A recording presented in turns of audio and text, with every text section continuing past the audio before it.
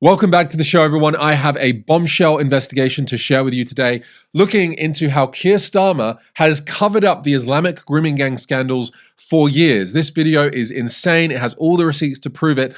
And what's amazing is that days after this video came out, there have been rumors circulating that Keir Starmer, the British Prime Minister, may resign. And I wonder how much it has to do with the video you're about to watch. Now, what's crazy to remember is that before Keir Starmer became the British Prime Minister, he was head of the UK's Crown Prosecution Service at a time when Jimmy Savile was being investigated.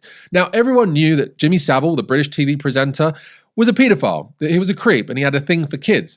Now, the British Crown Prosecution Service decided not to press charges and let Jimmy Savile walk free for the rest of his life. Now, it was only after he died that all this evidence came out. Netflix did a whole documentary about Jimmy Savile. What we have to remember is that it was Keir Starmer, who was the head of the Crown Prosecution Service, who saw the evidence and could have done something about this, but didn't. So the question is, does the UK have as a Prime Minister a paedophile sympathiser, someone who covers up the actions of paedophiles? And does that explain why nothing has been done about the Islamic grooming gangs for years? This video is about to explain it. Watch it and share it with someone you know. Let's go. These documents exposed a series of scandals that began with the Mayor of London and ended with the Prime Minister.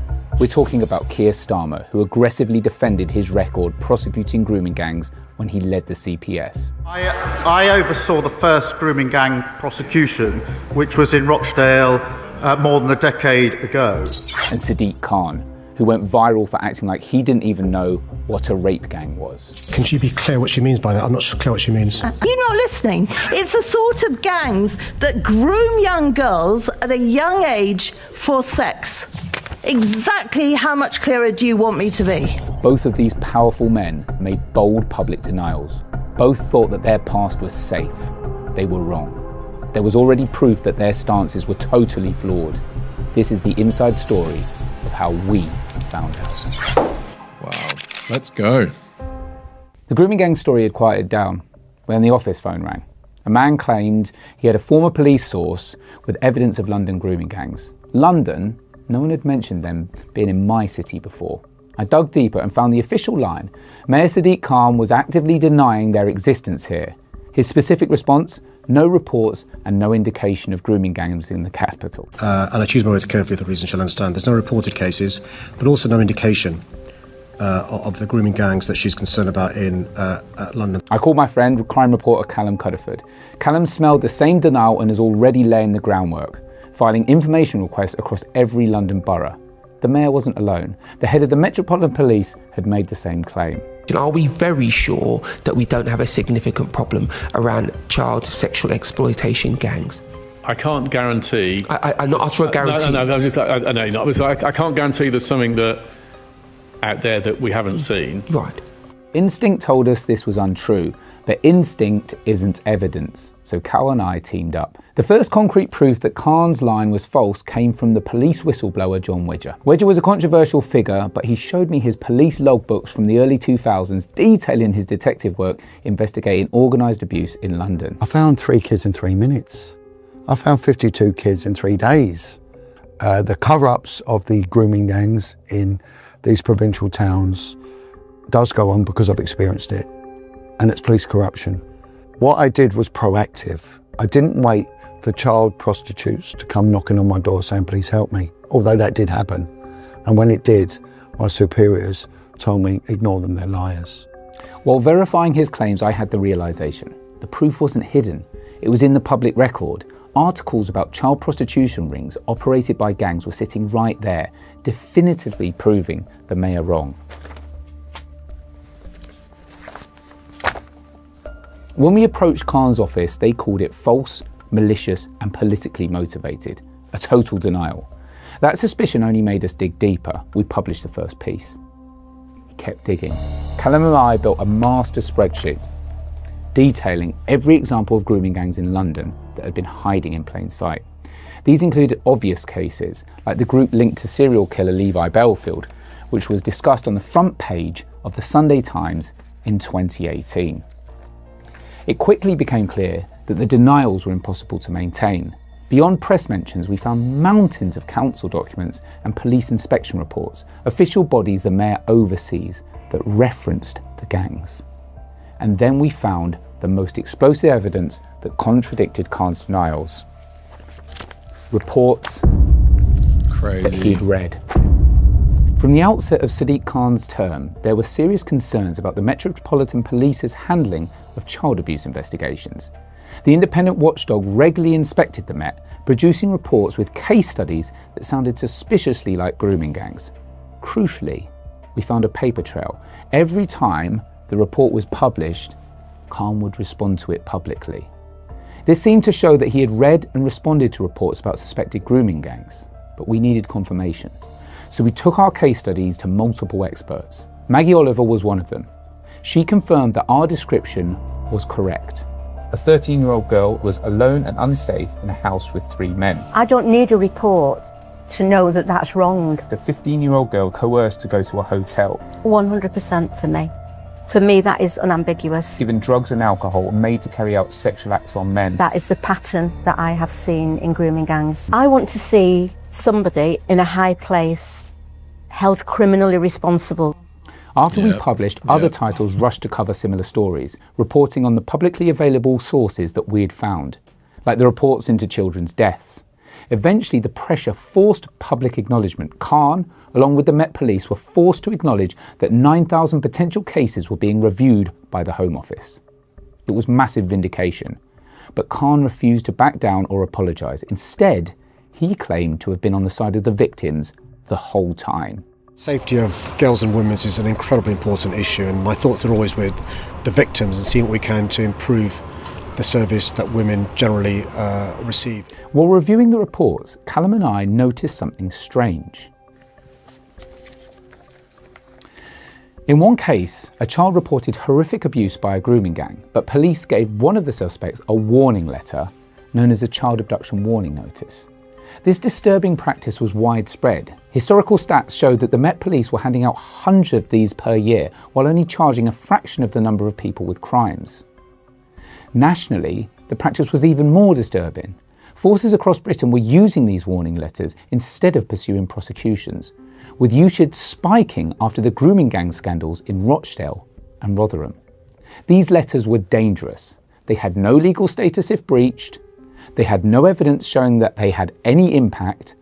They had failed to protect a child in one example that ended with a death. When Maggie Oliver described these letters as a paedophile ASBO and said she had personal experience of them being used to shut down an investigation, we knew we had to find out who was behind them. And then I found this. This 2011 report, released just as the Rochdale scandal was breaking, details how the Crown Prosecution Service was working with police to draft a standardised format for the pedo ASBO. On the top of the document was a very significant name. Wait for it. Who do you expect? Keir Starmer. Just like Khan, the Prime Minister fought us when we approached number 10 for comment. They claimed it was a mischaracterisation, arguing that pedo ASBOs existed before Starmer's report discussed drafting them. But then Callum found this. It was a literal document issued by the CPS in 2012 with the template pedo ASBO letter for police forces to use.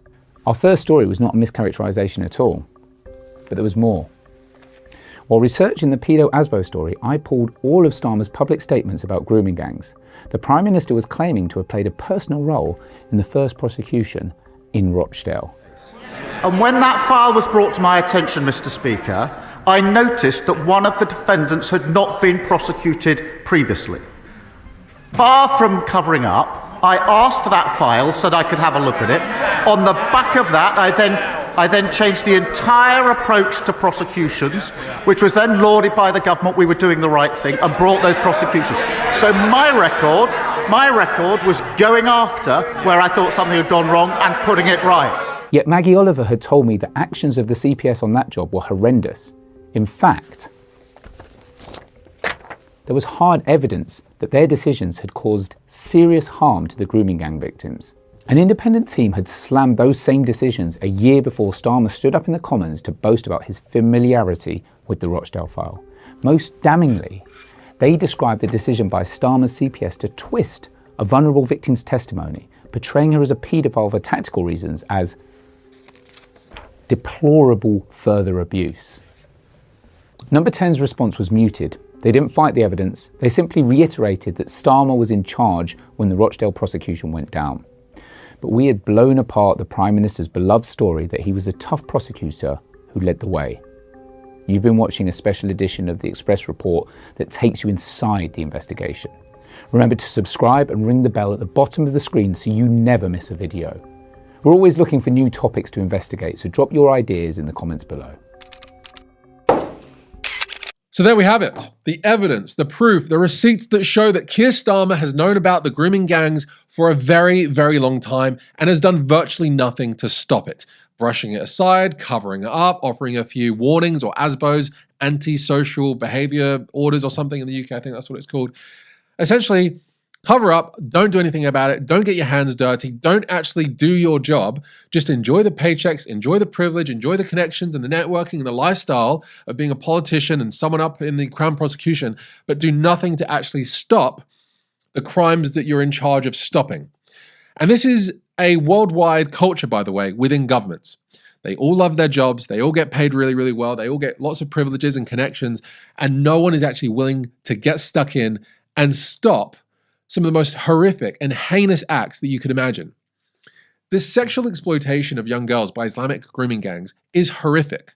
We are talking about stories of young girls having their tongues nailed to a table, bent over, and being used multiple times by these Islamic men. These are some of the stories that we've heard. There are other stories, like this one I'll show you on screen, of this young girl disappearing into this kebab shop, never appearing again.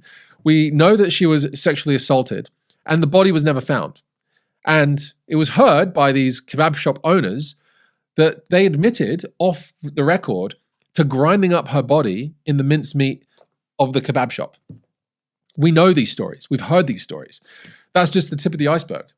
Other times being taken into the forest, right? And being used multiple times, being drugged, kidnapped.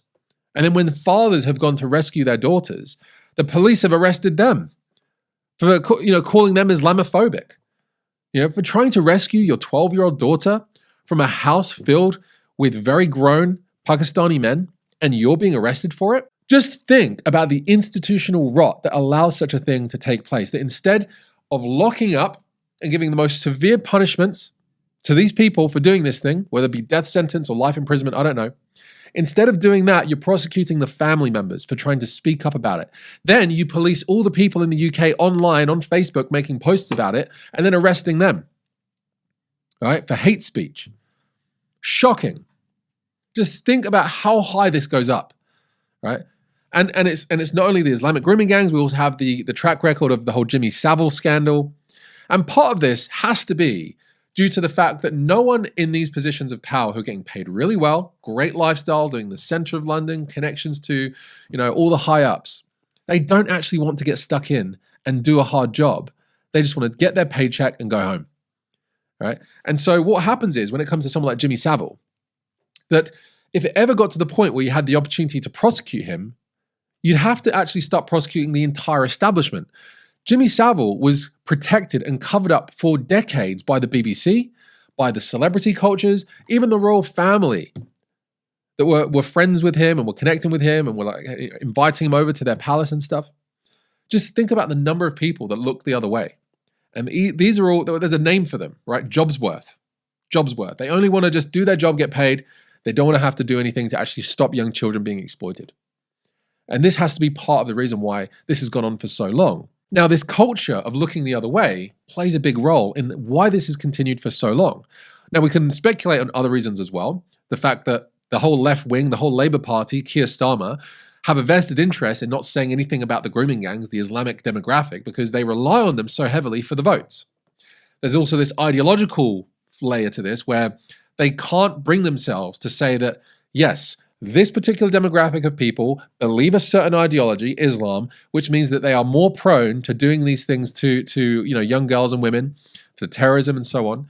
And they can't bring themselves to say this because they live in this utopian fantasy where every ideology is the same, every people group are just the same, all cultures are the same, right? They live in this moral relativist framework and they can't bring themselves to call a spade anymore. So there's the ideological one, there's the political voting layer, there's the culture of just getting your paycheck, enjoying your privileges and not actually getting your hand stuck in and doing any work. Perhaps you can comment down below whether you have any kind of other theories about what's really going on. This is demonic.